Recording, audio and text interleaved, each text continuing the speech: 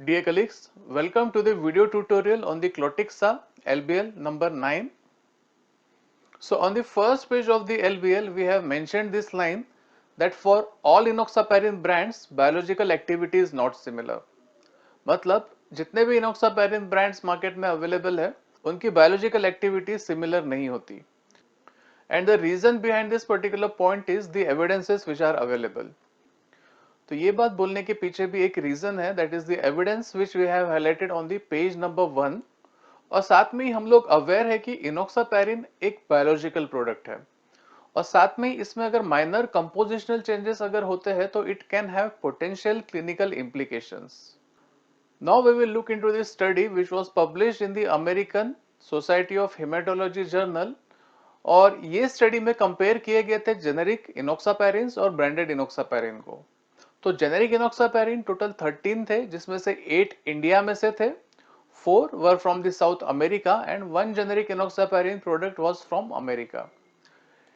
India में से जो जेनेरिक प्रोडक्ट्स लिए गए थे, those were Cutenox from the Gland Pharma, then Markaparin, Clenox from the ICI health care, it was Lomoparin from Biological E, Lupin से Lupenox, Lomorin NX from VHB life sciences, Lomo 40 brand from the Emcure and Troinoxa 40 brand from the Troika Pharmaceuticals. तो ये 8 generic products को compare किया गया था with the innovator brand that is Clexane. And what were the outcomes of this study? तो ये study के outcomes थे the comparison of 5 batches of the branded enoxaparin that was Clexane and the 5 batches of the generic enoxaparins showed that the generic product batches exhibited greater variation in their biological assays despite comparable anti-factor 10A profile. तो इसका मतलब ये है कि anti-factor 10A comparable होने के बावजूद भी there were differences in the biological assays और साथ में ही anti-factor 2A एक्टिविटी में भी वेरिएशंस थे, ratio of anti-factor 10A to anti-factor 2A में भी वेरिएशंस थे, टीएफपीआई एक्टिविटी, एपीटीटी एक्टिविटी जैसे बायोलॉजिकल एसेस में भी वेरिएशंस देखे गए थे.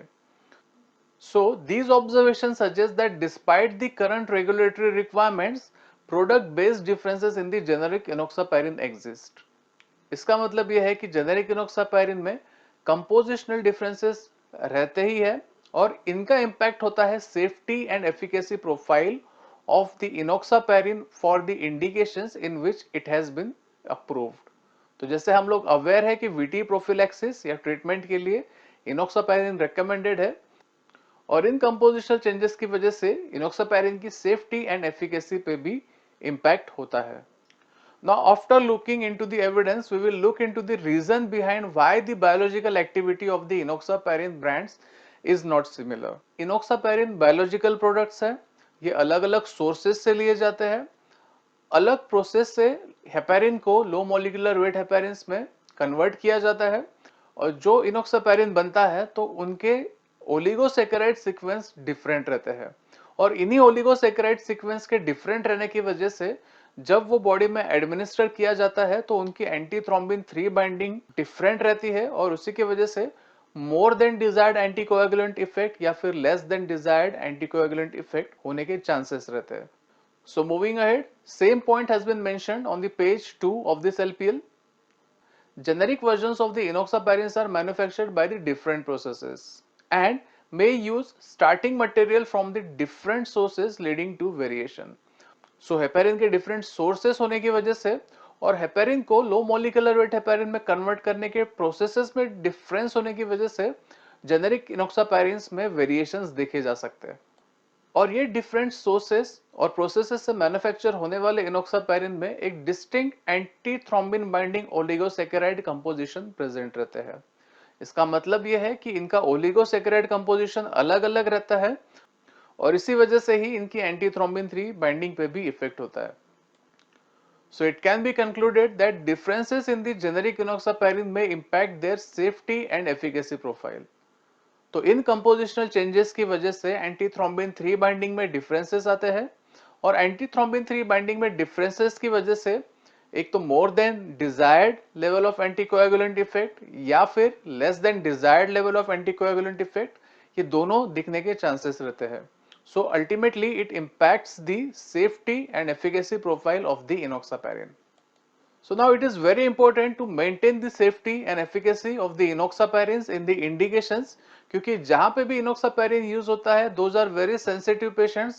So for example gynecology में प्रेग्नेंट पेशेंट रहते हैं, IVF में जहाँ पे इम्प्लांटेशन फेलियर के चांसेस रहते हैं, या फिर ICU में जो पेशेंट्स है those are affected with the severe diseases, ये काफी सेंसिटिव पेशेंट्स रहते हैं और यहाँ पे safety and efficacy of medication is very important. So there are recommendations from the US FDA and EMA to ensure the safety, purity and potency of the enoxaparin. So EMA ने 2017 में और US FDA ने 2011 में recommend किया था measurement of the pharmacodynamic activities such as anti-factor 10A, anti-factor 2A, ratio of anti-factor 10A to anti-factor 2A activity and the TFPA activity. और यहाँ पे एक बात समझना हमारे लिए बहुत जरूरी है कि ये जो फार्माकोडायनेमिक स्टडी है it was mandated in the United states FDA in around 2011, यानी 2011 में ही इसे मैंडेट किया गया था for the approval of the generic enoxaparin versions in the US markets. और साथ में ही similar regulations were brought by European medicine agency in 2017 for the European markets. But when we talk about the Indian market, तो India में as of now there are no such regulatory requirements for any pharmacodynamic study for generic approval of the enoxaparin in the Indian markets.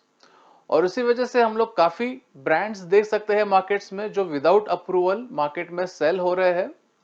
और यहाँ पे एक important बात हमें समझना जरूरी है कि Venus has interest in the European markets for the enoxaparin, और उसी वजह से ये स्टडी को कंडक्ट किया गया था ताकि इसकी क्वालिटी एंश्योर हो सके as per the European standards. And the important thing is that the same quality of the medication और same quality of the enoxaparin we are offering in India as well. So this is very important point to understand that we have interest in the European market and the quality of the medication which we are offering to the Indian market is as per the European standards. So what are the advantages of the Clotixa? We all are aware Clotixa has clinically proven bioequivalence with the innovator enoxaparin from Sanofi in terms of all the 4 parameters like anti-factor 10A activity, anti-factor 2A activity, ratio of anti-factor 10A to anti-factor 2A activity and TFPA activity. So these are the 3 advantages of the Clotixa mentioned on the last page of the LBL.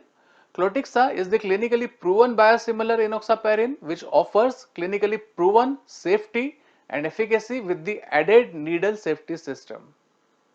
So hope so this particular video tutorial would help you to understand the content of this LBL and to effectively discuss in front of doctors. Thank you colleagues.